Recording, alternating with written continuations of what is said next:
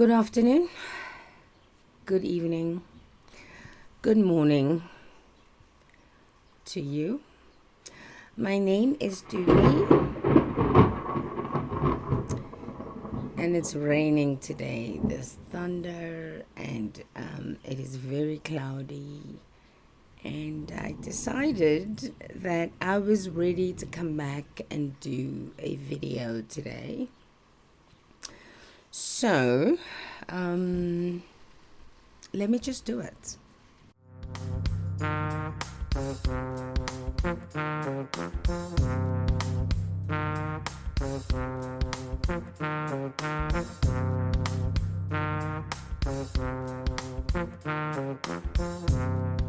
Hello and welcome to Dumi's Daily Grind. My name is Dumi and I created this channel to share my life experiences, inspirations of fun from others, lessons I have learned, and things I have been taught throughout various periods of my life, especially the ones related to sobriety, finding serenity, and mental health issues. But I focus mainly of spirituality.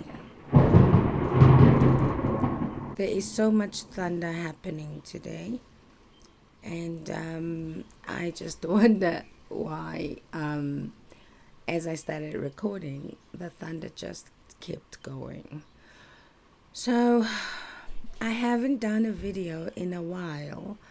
I've done some audio files, I've done daily reflections because I thought it would be a nice thing for me to just read a daily reflection and talk about it, reflect on it, and based on how I was feeling that day. I've posted a couple on my channel. If you want to listen, you can listen. It's just audio files. I've been up to a lot this year. It is only February, I know, but I have been doing a lot of internal work on myself, and in the process I haven't had the energy to come through and record a video and talk about a specific subject. So today I just decided to come on here and see how best I can relate what it is that I've gone through in the last few months, because I feel it's really important for me to do this, and I do this on this channel as a tool, as my own personal accountability tool, and this is what I use this for. And if someone gains something from it, then it's really a bonus for me. So if you've watched any of my videos, you know that last year in 2022 I did celebrate a milestone in my sobriety. I remained sober for just over a year, and shortly afterwards I relapsed.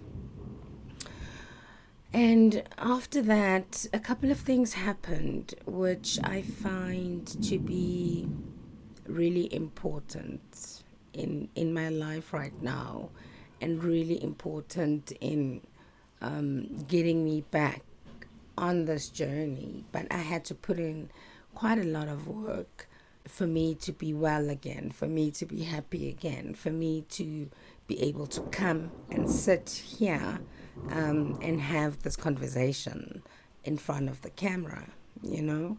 So guys, let me just be 100% honest here.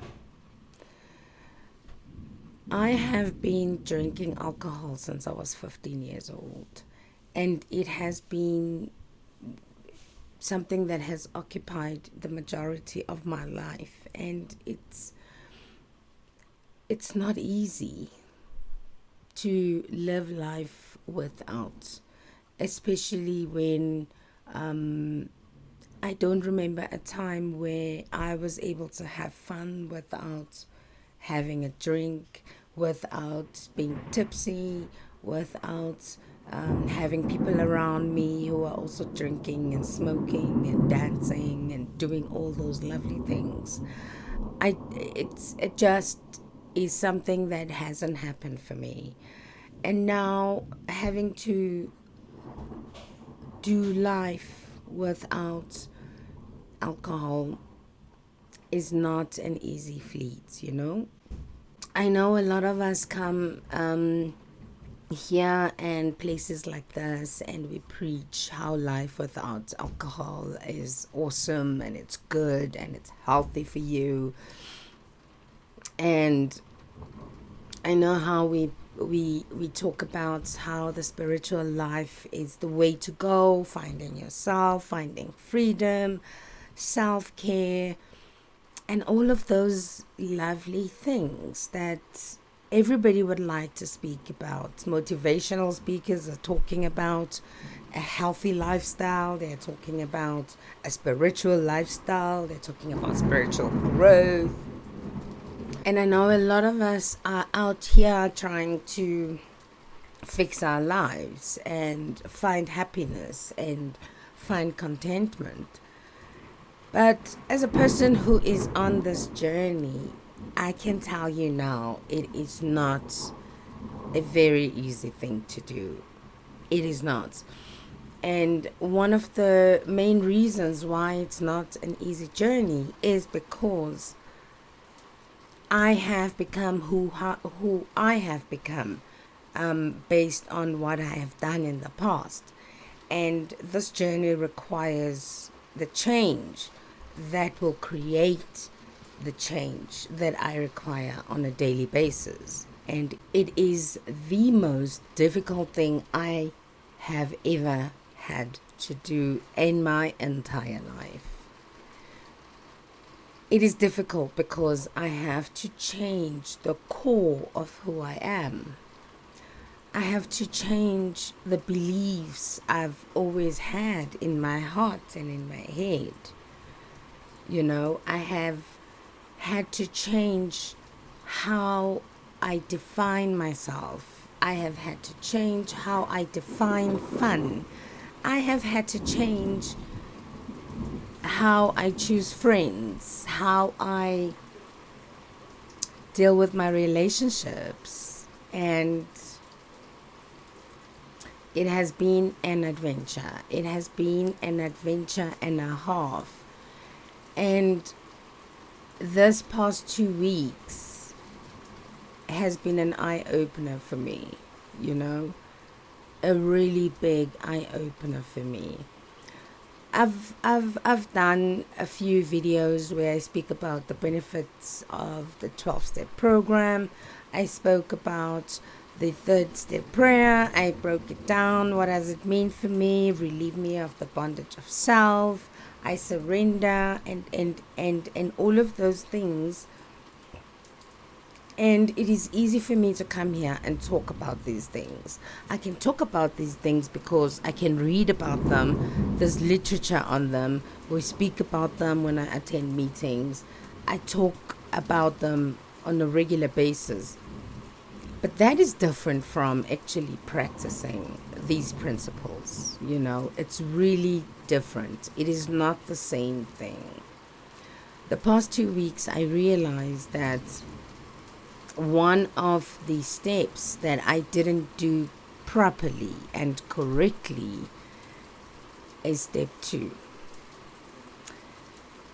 And step 2 speaks about just having the willingness, or more accurately, it says, we came to believe that a power greater than ourselves could restore us to sanity. That's what step 2 says. And the main portion that I found I haven't dealt with properly is that conception of came to believe, you know. And in my head, I always believed in something, and that something did not have a name. That something was not specific. I believe that there was a power that was greater than myself. I believe that.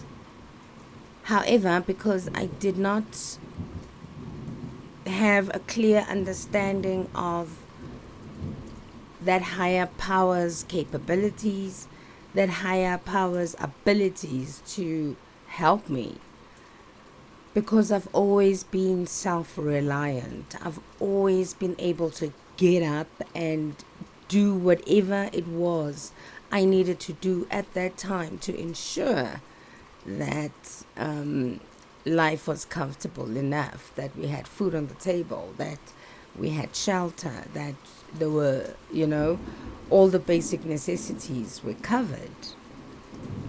So I've always had a problem with that, but I never really realized that it was a problem that I had with step two. So did I come to believe in the past?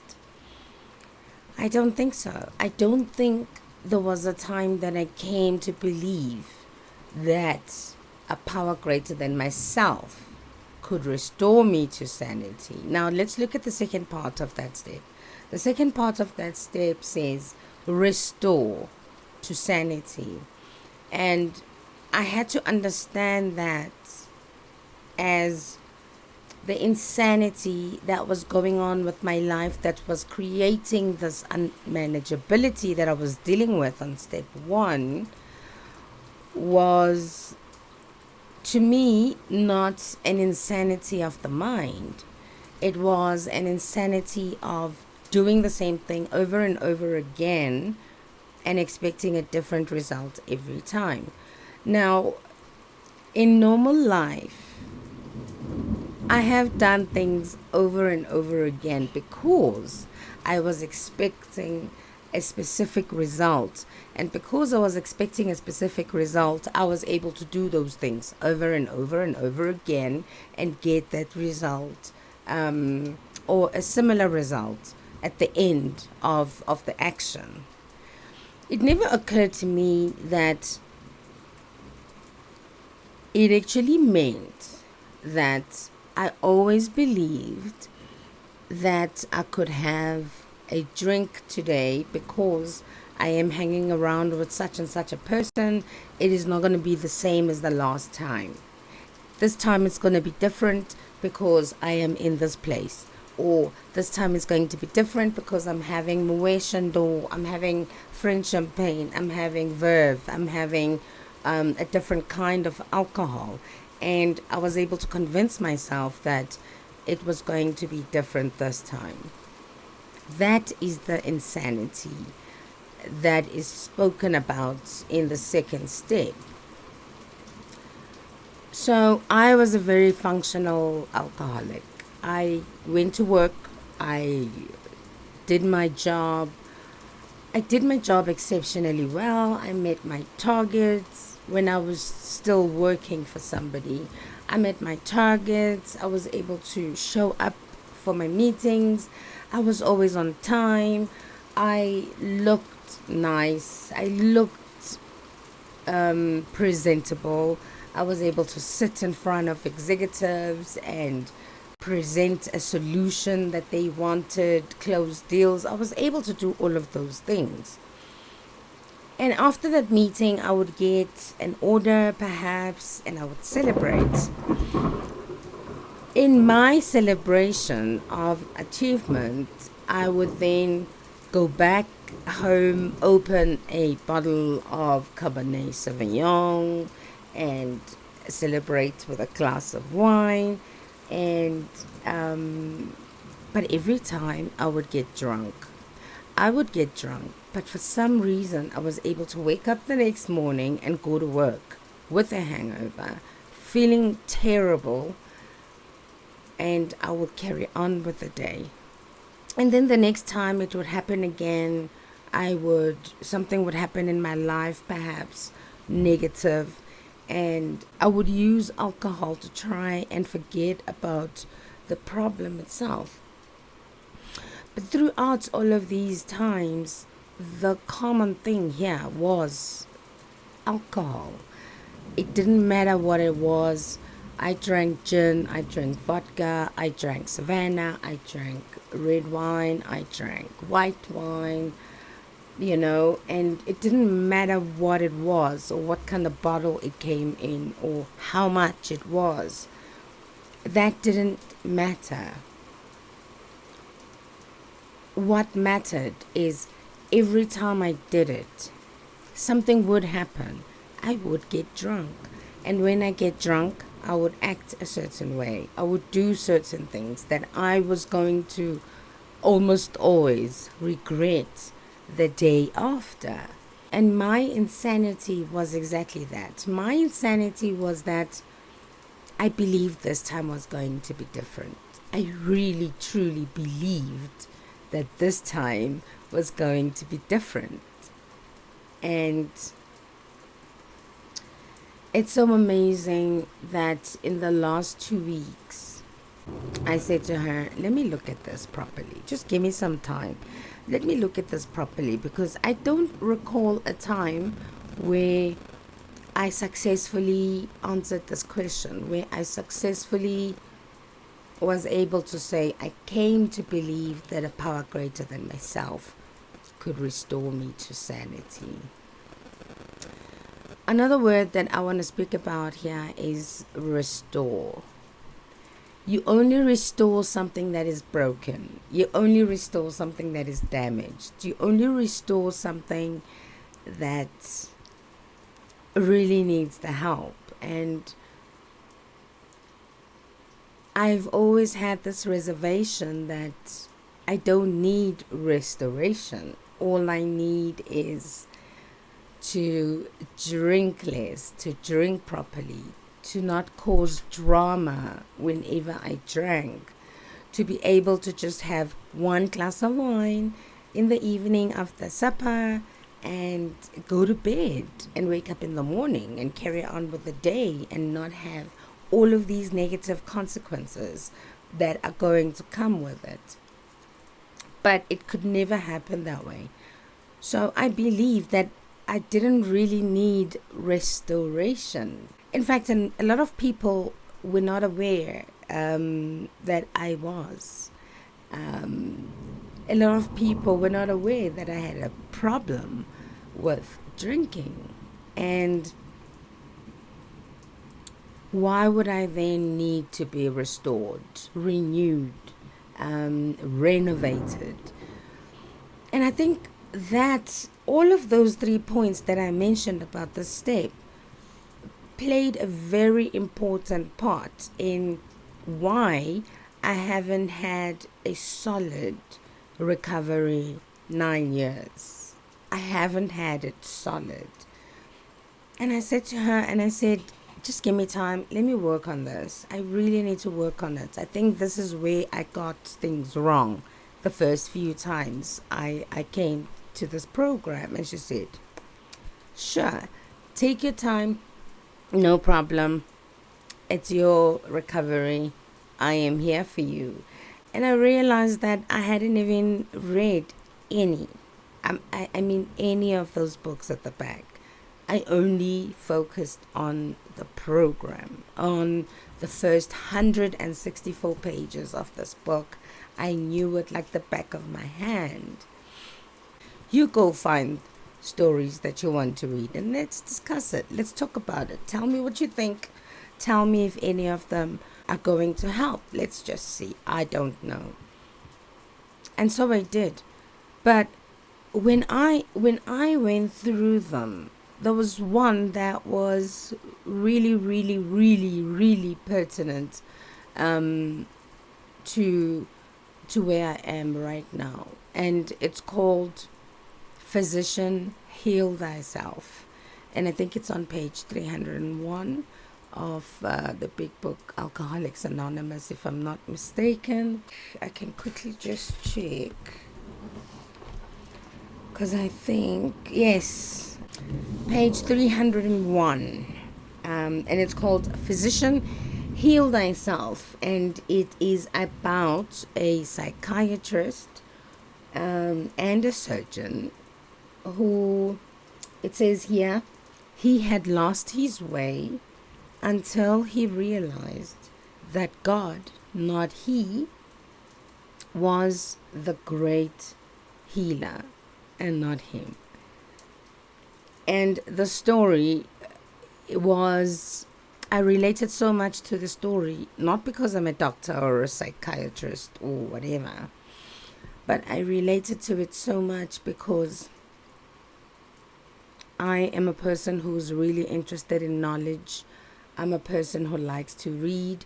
I am a person who does very well. I'm goal orientated.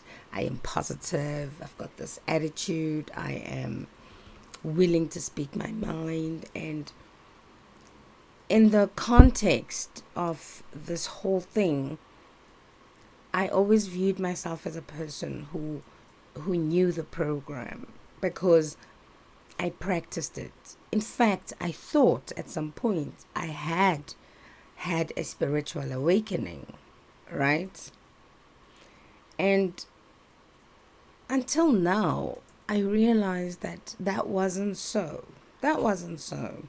So this doctor finds the program, goes and buys Bibles galore. So he goes and buys Bibles. He puts a Bible on his nightstand. He buys the book Alcoholics Anonymous, which stays in his car. There's one on his nightstand. He's got Bibles everywhere.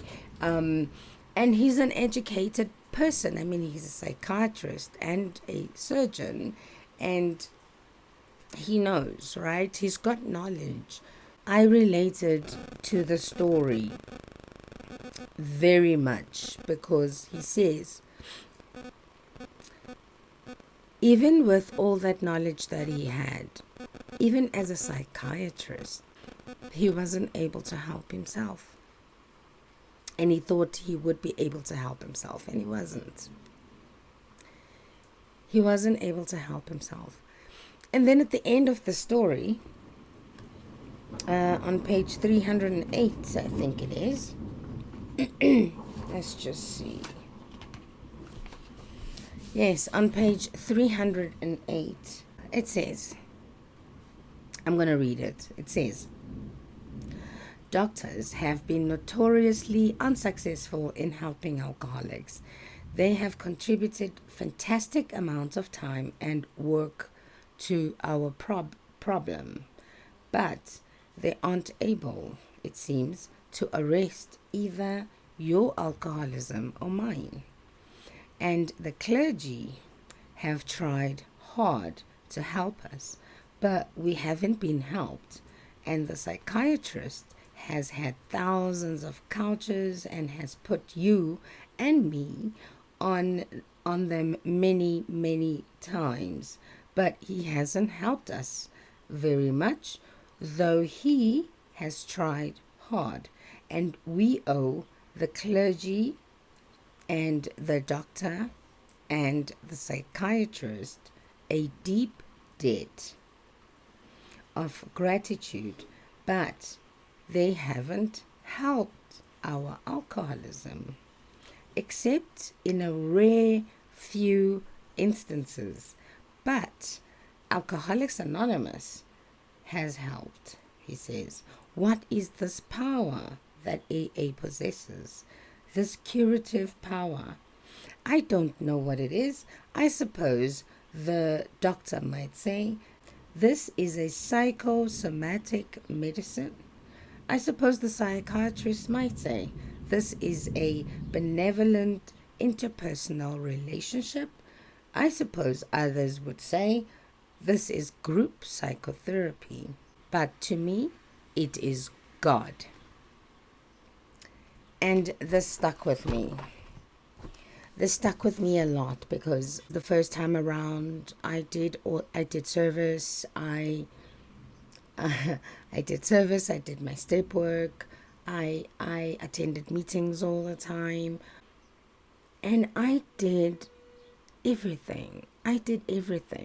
I helped others, and I completed the 12-step program.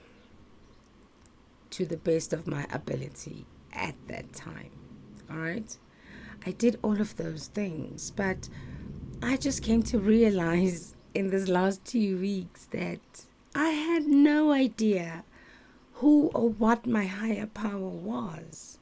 I always had this reservation, this question, this thing that always came in the way. I would pick and choose who my higher power is depending on the problem that I have. I would not have a relationship with my higher power when things went right.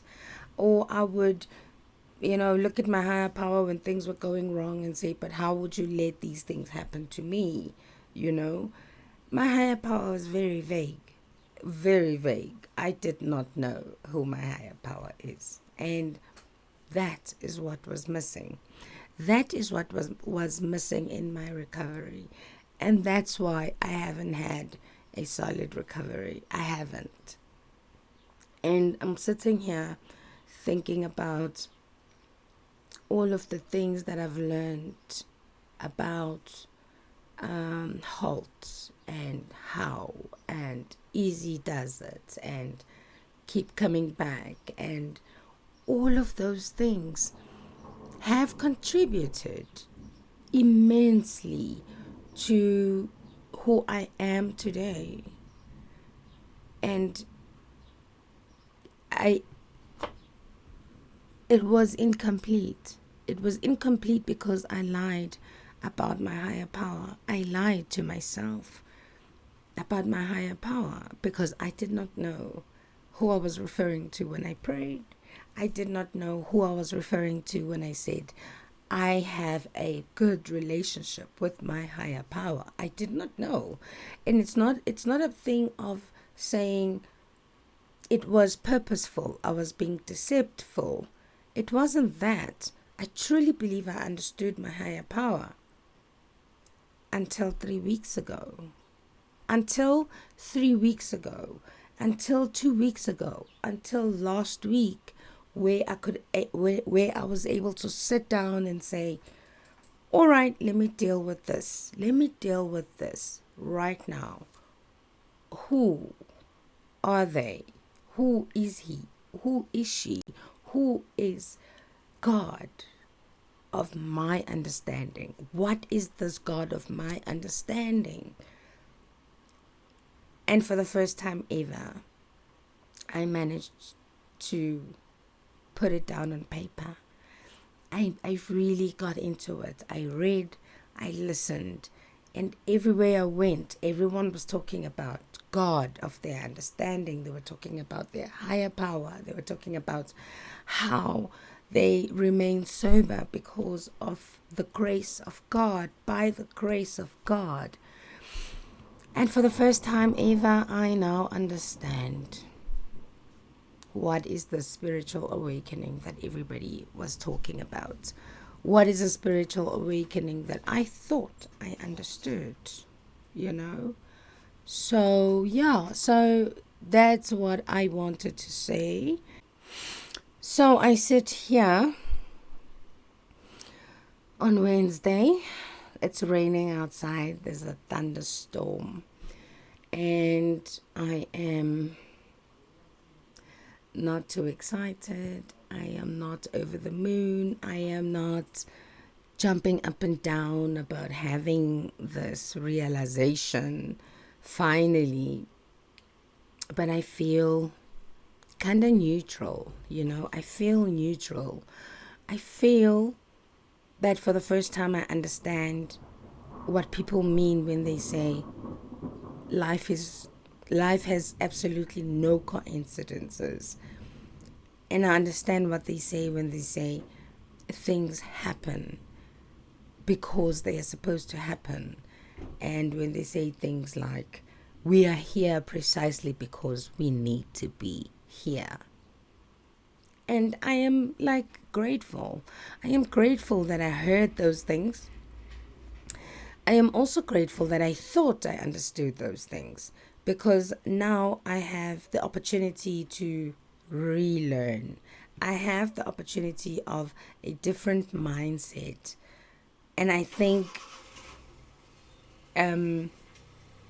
I think for the first time in a very long time, I have found the actual change that creates the change.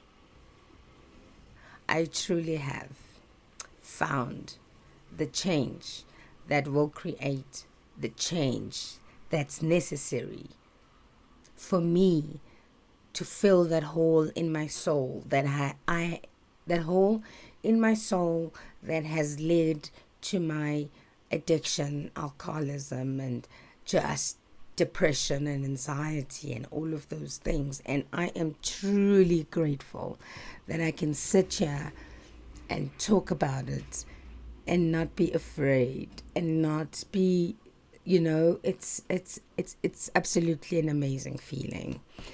So yeah, I wanted to share that with you, and I hope I'll be doing this more regularly, but they say we're plan and God laughs. So thank you for joining me today.